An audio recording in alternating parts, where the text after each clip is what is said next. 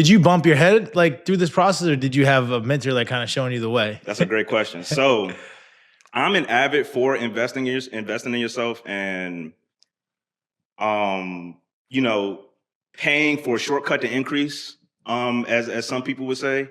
And when I first started out, I learned a lot on my own. I was looking up a lot of YouTube videos on like how to create proposals. I'm sure you heard of like Kizzy Parks. She has a lot of YouTube videos that kind of teach you how to go through the process. I watched a lot of like testimonial videos and things like that. So I started to do the process on my own, but then I realized like, all right, maybe I do need a mentor to like make the process a little faster. So I had reached out to this individual named Desmond Acha. He teaches government contracting and things like that. He had a YouTube.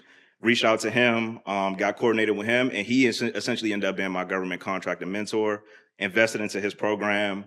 And that definitely helped tremendously in the beginning in the sense of like processes, what to look for when you're reading the contracts, how to craft your proposals, things like that. So yeah, I definitely, had a mentor in the beginning for sure. That's great. That's great.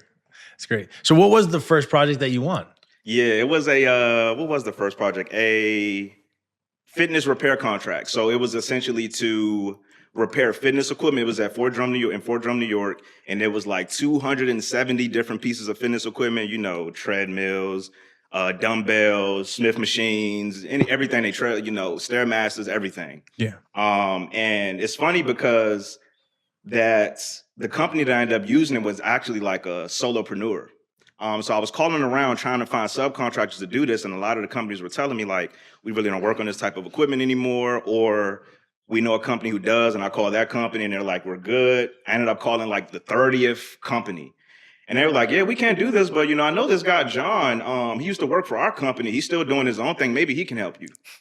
Reached out to John. Again, his number wasn't on like Google. He doesn't have a company. He just had relationships to where he just had his own, influx of revenue through his relationships. Reached out to him and he was like, yeah, this is right up my alley. He was like, I do my own wiring and I do this and I do that. And I'm like, perfect. Gave me a quote, submitted the quote, and won the contract.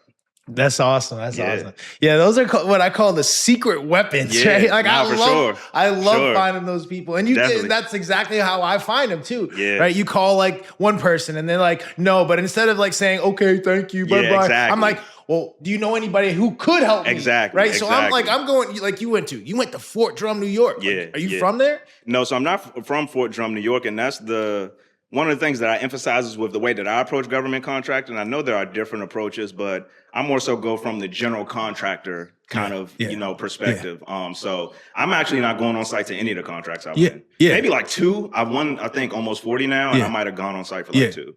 But you secret hacked it, right? Yeah. You went up to Fort Drum, New York, a place that you're not from. Yeah. You don't know anybody there, but you found the diamond in the rough, the guy that can go get the job done, the guy that can help you make money.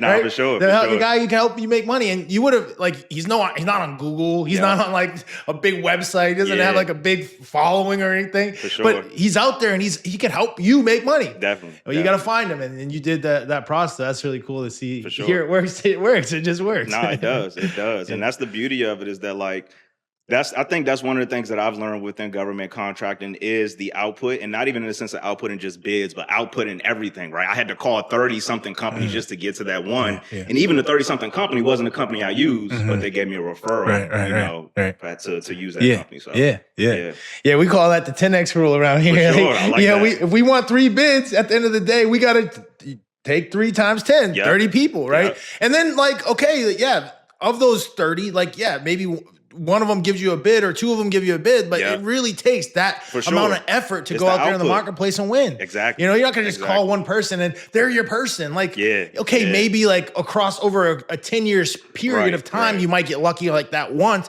but that's not going to be like the right off the jump type and I of think scenario. that's what makes people quit sometimes, is because they expect the instant gratification.